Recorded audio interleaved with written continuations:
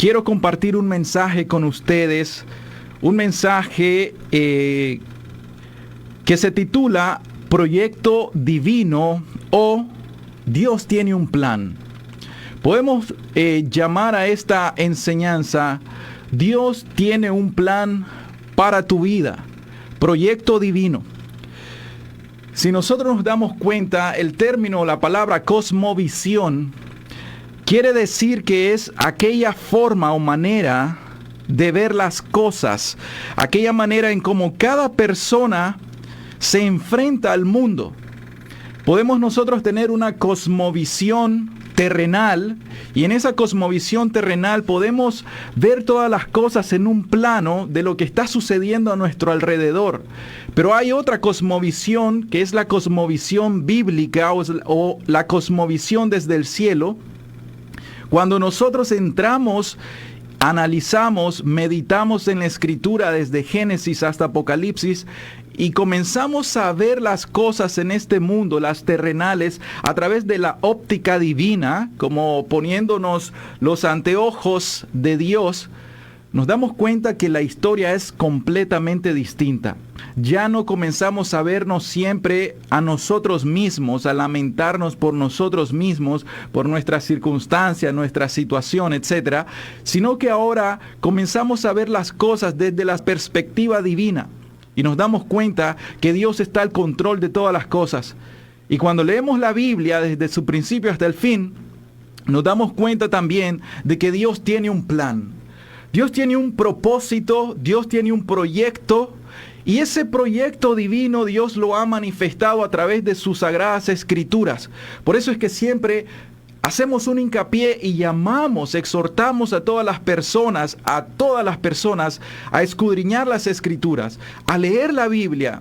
No por fragmentos, no por versículos del día, porque esa es una costumbre de hoy en día, no de siempre, sino de hoy en día, que te manden un versículo del día y ese es el versículo que te alimenta supuestamente y con eso subsistís. Pues estás languideciendo, estás desnutrido espiritualmente. Pero ¿cuántas veces has comenzado a leer Génesis 1:1 hasta Apocalipsis, el último capítulo? Alguien decía, hace poco estuve leyendo, que alguien decía que el versículo más leído en la Biblia, ¿saben ustedes cuál es? Génesis 1:1. ¿Y por qué razón Génesis 1:1? Porque las personas inician a leer, se proponen leer la Biblia, pero nunca pasan al versículo 3, el versículo 4, nunca pasan de Génesis, entonces no pueden continuar. ¿Por qué? Porque les da pereza espiritual posiblemente, porque no le dan la verdadera importancia a lo que las Sagradas Escrituras nos quieren decir. Pero entonces imaginémonos que vamos en un río. Ese río lleva desde la cima de la montaña y desemboca en el mar.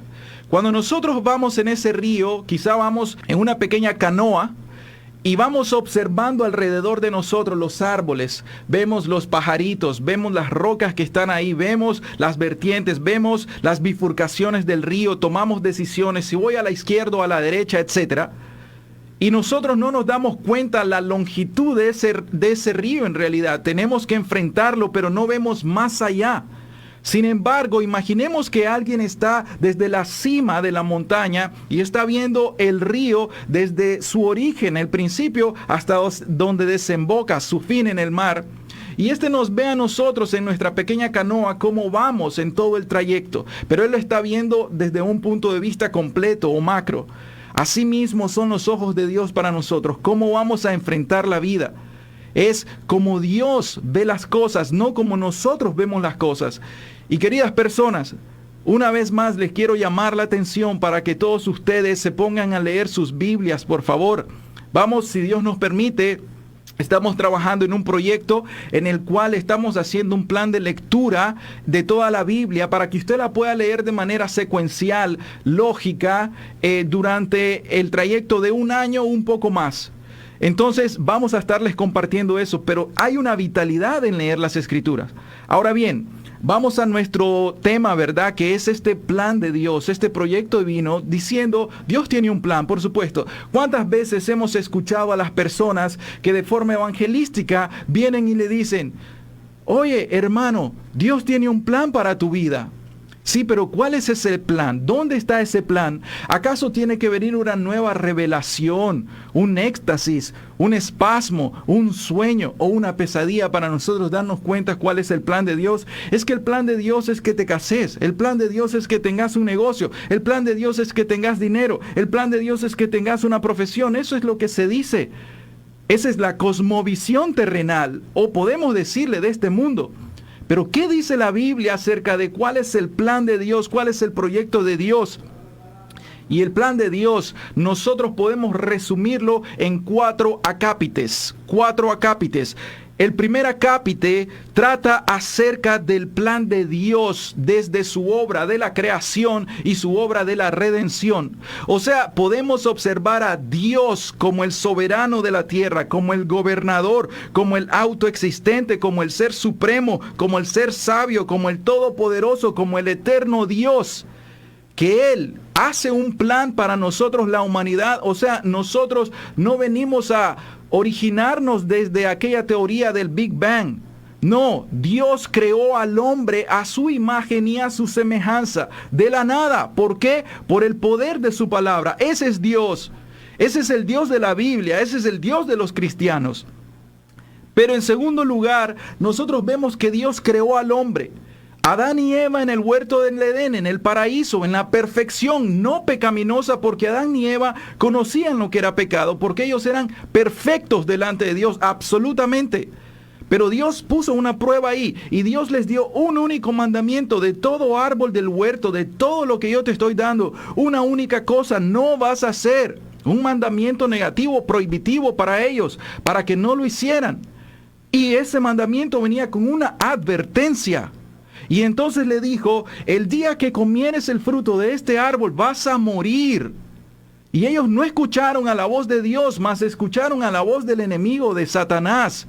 Y entonces vino Eva, tentada. Eva le dijo a su esposo, Adán, y Adán comió y le dio a probar, y comió Eva, y ambos murieron, no inmediatamente, la primera muerte, como hemos dicho, espiritual.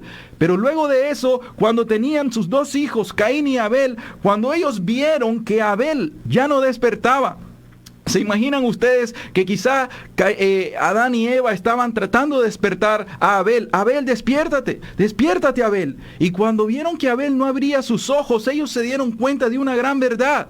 ¿Qué es esto que acaba de suceder? ¿Por qué no respira? ¿Por qué no hay espíritu en él? ¿Por qué no hay hálito de vida? ¿Por qué no se abren sus ojos? ¿Por qué se está descomponiendo este cuerpo? Y la realidad de la muerte vino por causa de algo, mis queridas personas. La realidad de la muerte vino por causa de el pecado. No hay otra razón. Por eso es que nosotros hoy en día necesitamos predicar tanto en contra del pecado, en contra de la injusticia, porque el pecado causa separación entre nosotros y nuestro Dios, porque el pecado causa división, separación con Dios. Pero no solamente eso, trae muerte espiritual, trae ceguera espiritual. El pecado causa ruina, destrucción, muerte física y muerte eterna, castigo eterno, juicio eterno. Y si nosotros no predicamos acerca del pecado, ¿quién lo va a hacer? ¿Quién lo va a hacer? Las personas allá afuera aman el pecado, no te van a predicar en contra del pecado. Los púlpitos deben ser utilizados por las personas en el poder de Dios, el Espíritu Santo, para predicar la palabra en contra del pecado, porque el pecado trae ruina y destrucción. El tercer punto que nosotros vemos en este plan de Dios, en este proyecto divino, es que debido a que Dios creó al hombre a su imagen y semejanza, dándoles mandamientos, el hombre, cuando fue creado, desobedeció a Dios. Eso se le conoce como pecado, pues la Escritura en 1 de Juan dice: y pecado es toda infracción de la ley. La ley en este caso, aunque no fue la ley mosaica, en este caso la ley, la palabra de Dios, el precepto positivo era: no hagas esto, y él lo hizo, desobediencia. Eso quiere decir rebeldía en contra de Dios. Pero entonces, la pregunta es, ¿qué hacemos? ¿Qué hacemos? ¿Acaso Dios no va a completar su plan divino? ¿Acaso Dios no va a completar su proyecto divino? ¿Se va a truncar el plan de Dios y no va a salvar? Entonces Dios vino y en su plan divino, en su proyecto divino, por eso decimos, Dios tiene un plan. Dios envió a su Hijo Jesucristo para que Él tomara la forma de hombre, despojándose de su gloria, de su deidad. O sea, Jesús, siendo la segunda persona de la divina Trinidad, Jesús el Hijo, Él se despojó de su gloria, Él siendo igual a Dios, Él se despojó de su gloria y vino a hacerse un hombre como usted y como yo, un ser humano como Adán y Eva. ¿Con qué propósito? Para dar su vida en expiación. ¿Qué quiere decir esto? Para redimir a un pueblo de su pecado. O sea, para Él dar su vida en expiación, para que Él cuando muriese en la cruz, Él estuviera como un sustituto, para que nosotros, los pecadores, tomáramos el lugar del justo, del santo Jesucristo, y que Jesucristo en la cruz tomara el lugar del pecador. ¿Qué dije? La paga del pecado es muerte. Y Jesús tuvo que morir en la cruz, tuvo que morir en la cruz, en el lugar del pecador, para que ahora el pecador, por medio de la respuesta que va a dar al Evangelio, pueda tener vida eterna. Ahora, el cuarto punto aquí es que todo ser humano es responsable de responder al proyecto divino. Mi querida persona, hoy usted me está escuchando. Usted es responsable, como yo soy responsable, de responder al plan de Dios. Nosotros hemos pecado en contra de Dios. Usted ha pecado en contra de Dios.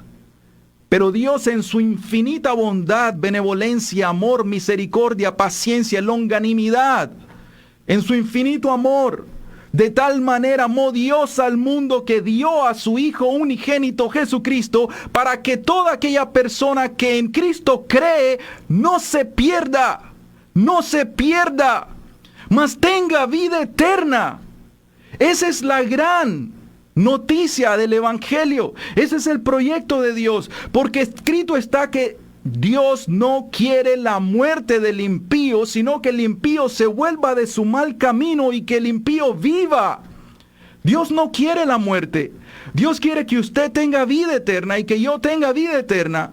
Pero la vida está en el Hijo. Separados de Jesús nada podemos hacer.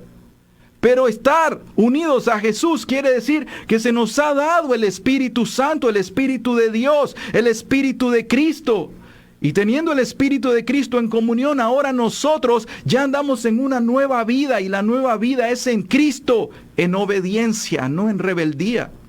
Ahora bien, vamos a desglosar estos puntos de una manera muy breve. En el primer punto nosotros vemos que Dios, en su proyecto divino, Dios toma la iniciativa. Este es nuestro primer punto. Dios toma la iniciativa. Y la iniciativa no está en el hombre, sino que la iniciativa de este proyecto está en Dios. Pregunta, ¿dónde estaba usted cuando Cristo murió en la cruz? Pregunta, ¿dónde estaba usted cuando por su palabra Dios creó todas las cosas? ¿Dónde estaba usted? No existía, correcto, esa es la correcta respuesta. No existía, ni usted ni yo, pero Dios así lo hizo, a Dios le plació hacer este proyecto. Él toma la iniciativa. Es la parte de Dios en la cual el hombre no hace nada.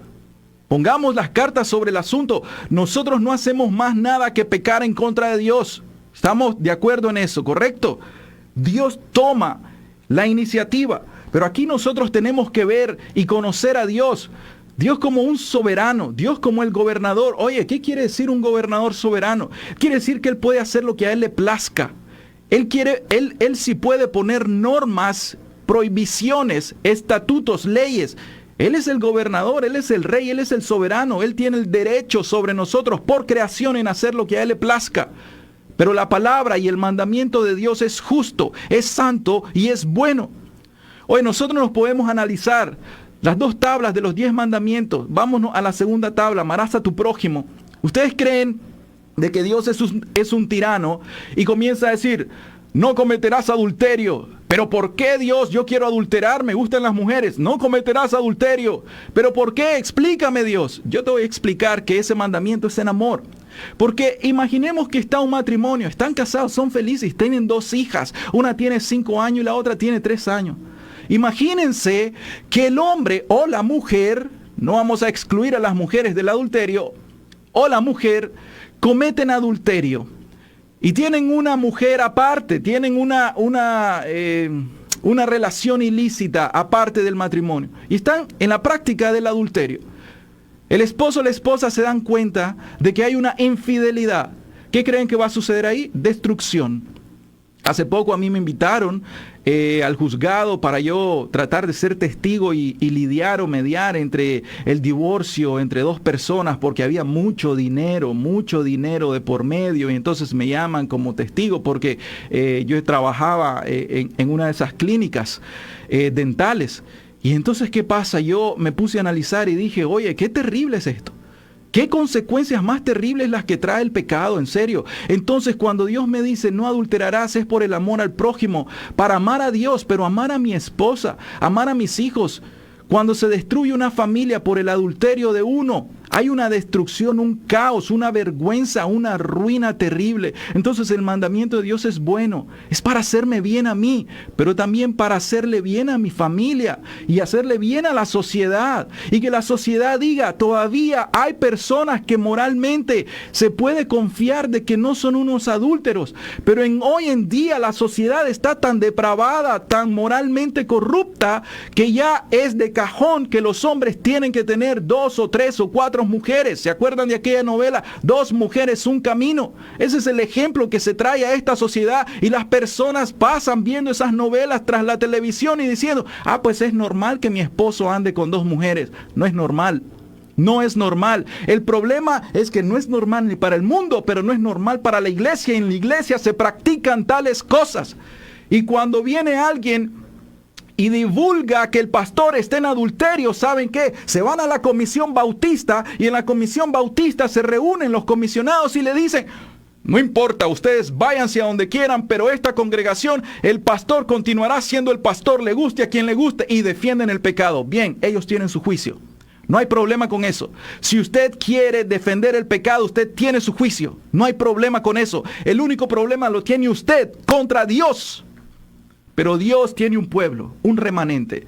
¿Serán pocos los que se salvan? Son pocos los que se salvan. Le dijo Jesús, esfuérzate tú a entrar por la puerta estrecha, porque muchos entran por la puerta que es ancha y aquel camino que es espacioso. Y ese camino lleva a la muerte. Entonces lo primero es que Dios idea este plan. Dios hace un plan con un propósito de que nosotros tengamos una comunión íntima con Dios, que vivamos en esa comunión glorificándole a Él, disfrutando de Dios, disfrutando de todas sus bendiciones. Ese es el proyecto de Dios. Pero en segundo lugar, hay algo que puede truncar este proyecto en nuestras vidas. Y este proyecto puede ser truncado. ¿Saben por qué? Ya hemos dicho, por algo que se llama pecado. Mis queridas personas, algo que se llama pecado es lo que trunca el plan de Dios. El proyecto divino es truncado por el pecado. Oigan, sucede lo siguiente, que Adán y Eva estaban en el huerto del Edén y estaban felices.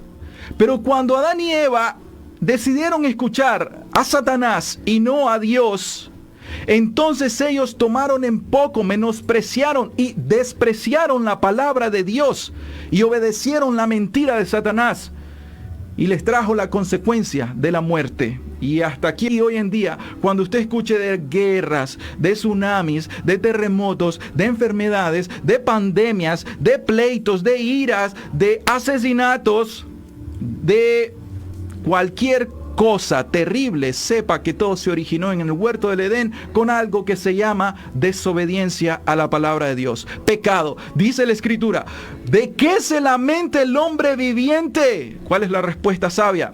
Laméntese el hombre en su pecado. Pero se lamentan ¿de qué? Pero es que la situación política, la situación económica, ¿se han puesto a pensar ustedes que nosotros no estamos mejor que Israel cuando Elías fue en contra de los profetas de Baal? ¿Ustedes se han dado cuenta cuáles son los Baales en los cuales Nicaragua está sentada, en cuáles Cuba está sentada, en cuáles México está sentada? ¿Se dan cuenta de los Baales? La idolatría. Los ídolos de yeso, de piedra, de madera. Las personas cargan estos ídolos, se postran delante de estos ídolos y le llaman veneración y no le llaman adoración. Le cambian la terminología, pero terminan haciendo lo mismo. Tienen en tanta alta estima sus ídolos, a los Baales, que menosprecian la palabra de Dios y su mandamiento. No tendrás dioses ajenos delante de mí. No te harás imagen ni semejanza de ninguna cosa que esté en los cielos, en la tierra, ni debajo de la tierra. No te inclinarás a ellas, no te postrarás a ellas. Segundo mandamiento de la primera tabla: el amor a Dios se demuestra con una fidelidad. En Nicaragua estamos llenos de idolatría, hay baalismo. Y nosotros queremos bendición del cielo cuando no doblamos las rodillas para derribar los lugares altos. Y en la iglesia evangélica, ahora los altares, los púlpitos son utilizados por personas que también tienen a Baal. Recuerden que tanto Israel, o sea, las 10 tribus del norte, como Judá, las 2 tribus del sur, ellos cometieron adulterio espiritual. Ellos dejaron a Dios por los ídolos de las naciones. Y ahora la iglesia evangélica está igual. Idolatran a los pastores, idolatran el dinero. Cuando una persona ahora quiere escuchar el evangelio, se le predica el evangelio social o el evangelio de la prosperidad, y las personas vienen a buscar en Dios para prosperar económicamente y no espiritualmente. No se arrepienten de sus pecados, aman su pecado y lo que quieren es dinero. Y ese es el ídolo de esta nación. ¿Acaso no es justo que venga un juicio de parte de Dios? Es justo. ¿Hasta cuándo? Hasta que doblemos nuestro corazón, nuestras rodillas y nos arrepintamos de nuestro pecado. Los pecados de esta nación son grandes. Pastores que abusan, pastores que viven pidiendo dinero, pastores que fornican y adulteran, pastores que mienten, que tiran un evangelio adulterado, diluido. ¿Quién se levantará por Dios? ¿Dónde están los Elías de este tiempo? ¿Quién lo hará? ¿Dónde está el valor de los predicadores? No, porque es que si yo denuncio el pecado, van a dejar de diezmar y me van a correr de la iglesia y no tengo a dónde ir. Bueno, Elías no tenía a dónde ir tampoco, y ustedes se saben la historia. Si acaso leen la Biblia, ¿qué le pasó a Israel? Vamos a abordar hoy solamente 2 puntos. ¿Qué le pasó a Israel? Israel, ese pueblo escogido por Dios, a quien se le dio las promesas, ¿qué hizo? Dios les dijo: cuando entren a Canaán, ustedes tienen que destruir los ídolos y ustedes no tienen que hacer a cómo se hacen en esas naciones.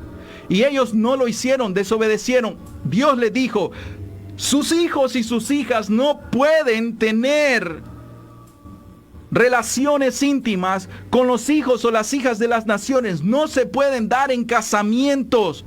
¿Por qué razón? Dios dijo: porque en el momento que sus hijos se casen con las hijas de los filisteos, de los cananeos, entonces ellas les enseñarán a sus hijos de Israel a fornicar o a ir en pos de sus falsos dioses o de sus ídolos.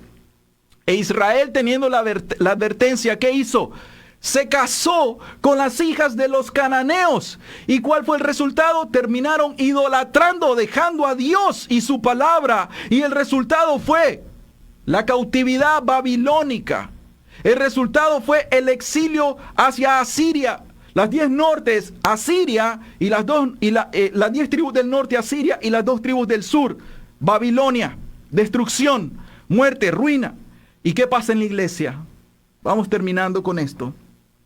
En la iglesia hoy en día, lo que trunca este proyecto divino, lo que trunca un derramamiento del Espíritu Santo para tener vidas llenas de Dios, vidas santas, vidas convertidas y transformadas, no religión muerta. Oiga, no religión muerta. No es lo mismo profesar ser cristiano que ser cristiano. ¿Qué pasa con los pastores hoy en día? ¿Qué pasa con los predicadores hoy en día? ¿Qué pasa en las alabanzas hoy en día? ¿Saben qué pasa en las alabanzas hoy en día?